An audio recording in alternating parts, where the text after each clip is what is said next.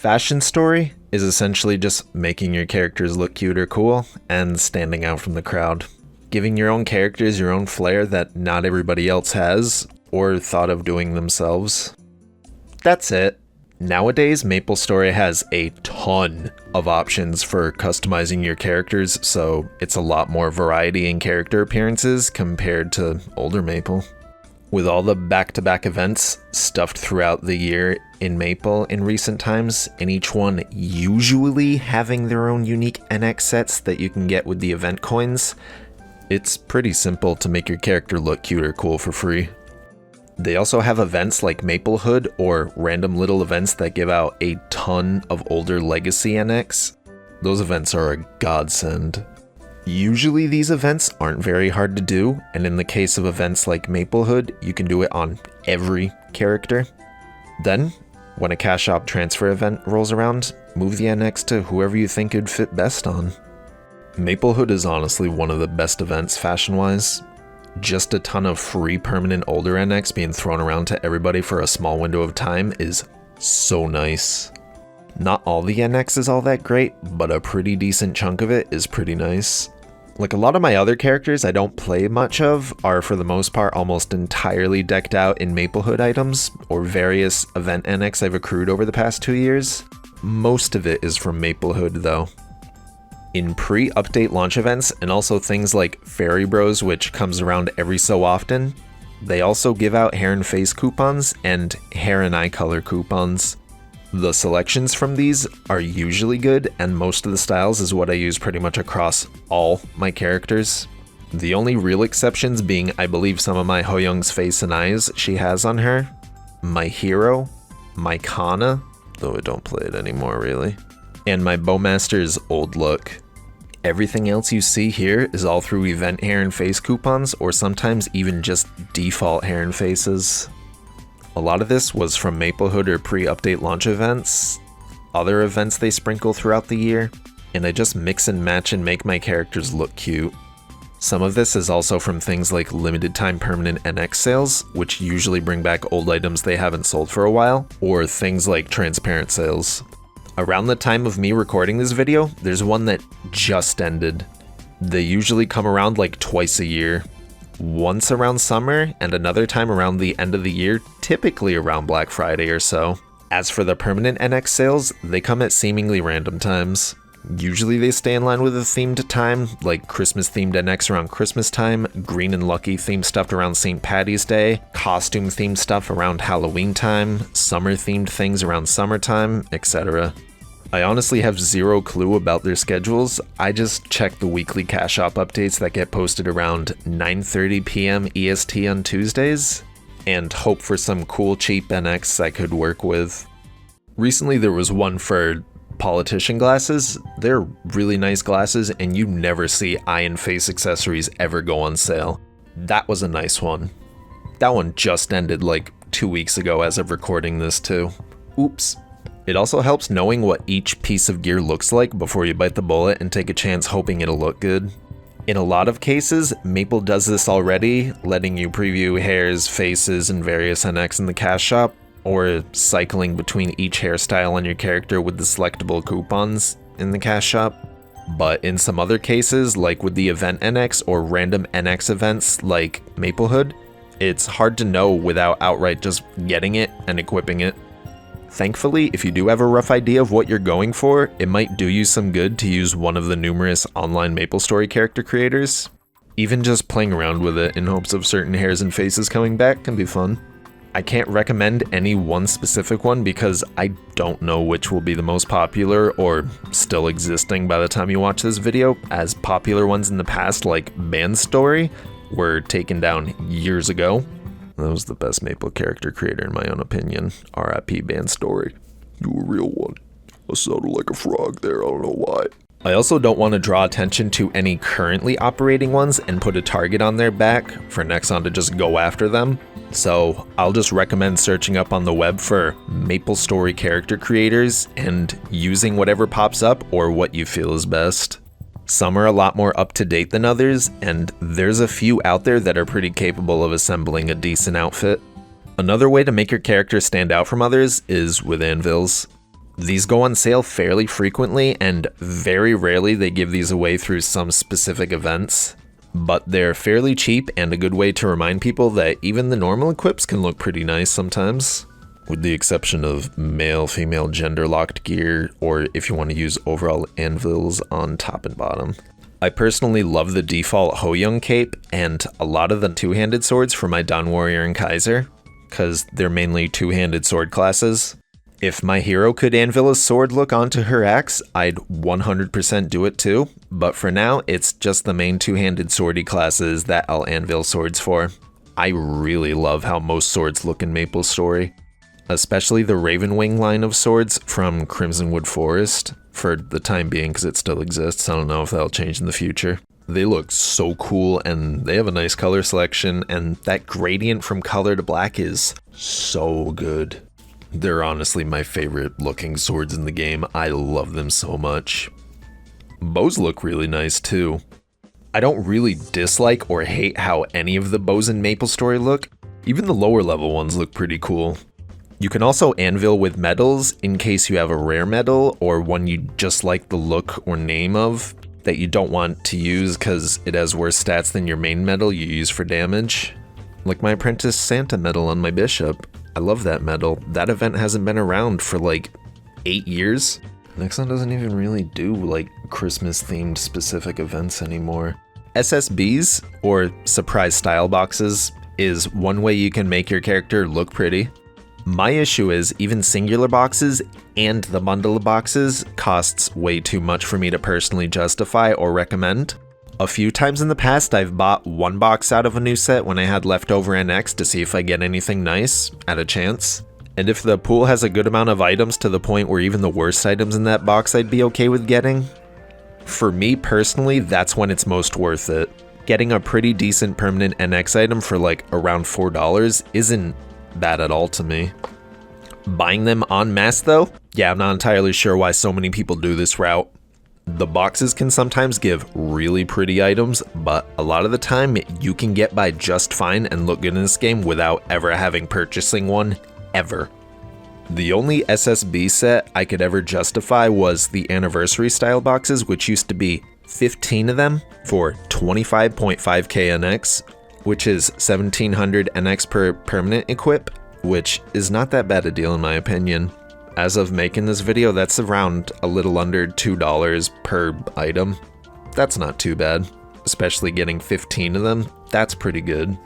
In recent times, they've been known to not only change the price of it up to normal SSB prices at 34k NX for 10, but this most recent anniversary, it was the same SSB price, and they gutted my favorite items out from it, all the bunny equipment. I get they want to cycle the older NX for newer sets, but I still really want the giant white bunny cape to match my giant black bunny on my Android, on my Ho-Young. Honestly, just having both bunny sets in general would be amazing to have. That's my personal fashion story endgame if they ever bring this set back for cheap.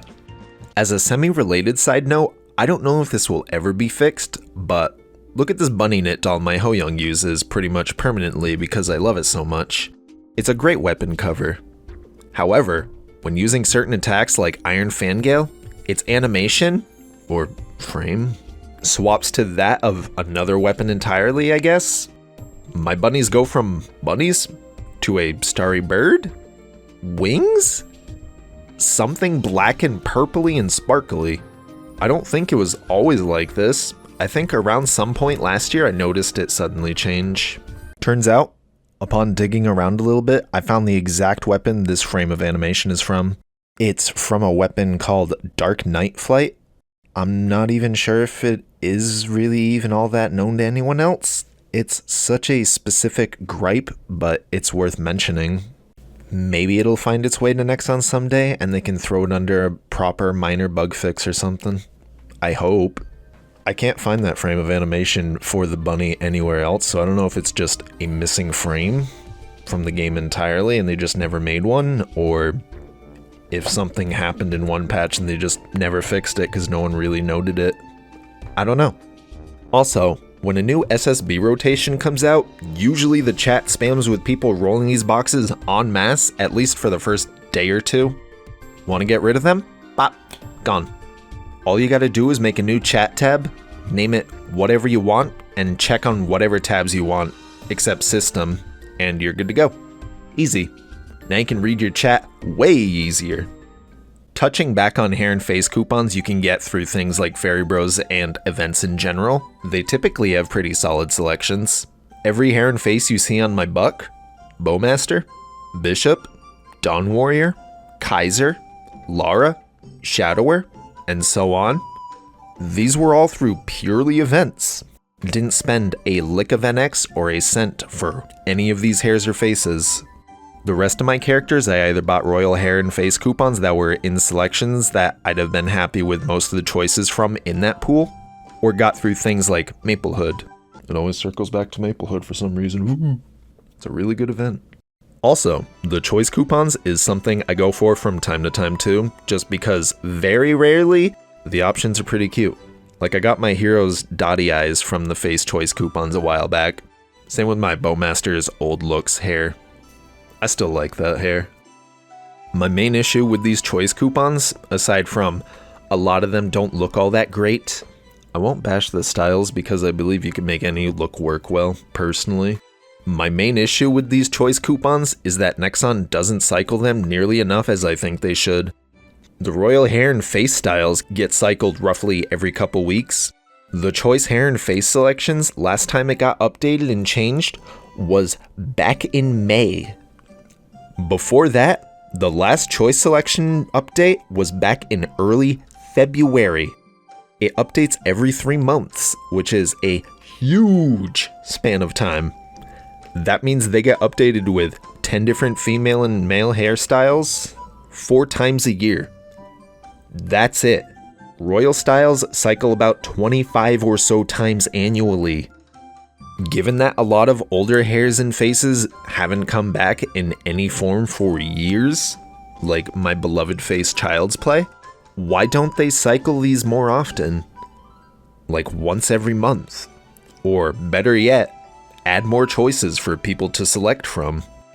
It's a personal gripe of mine that Nexon kinda wants people that don't want to random chance their appearance to instead choose some styles they don't really like, stick with their default look, or wait until some event comes around that gives you better options than the choice selections. They have more than enough retired hairs and faces to cycle through a lot more, or give players more freedom of customization, but they just choose not to for whatever reason. I guess to keep people coming back for more throughout the year whenever they do bring back certain styles that people want. That's the only thing I can think of. At least we get a good handful of those good event hair and face coupons year round. I'm not sure the exact number since they change how many updates we get annually and like what's in those updates and such. But last year I was able to change around a fair bit of my character's appearances through Fairy Bros, update pre-launch events, and other in-game events. To end things off, I'd just like to mention how you look in Maple isn't really all that important. As long as you're having fun with the game, that's what matters most. Who cares what you look like, really? Fashion Story is just a fun little side project for those that want to look cute or pretty or cool.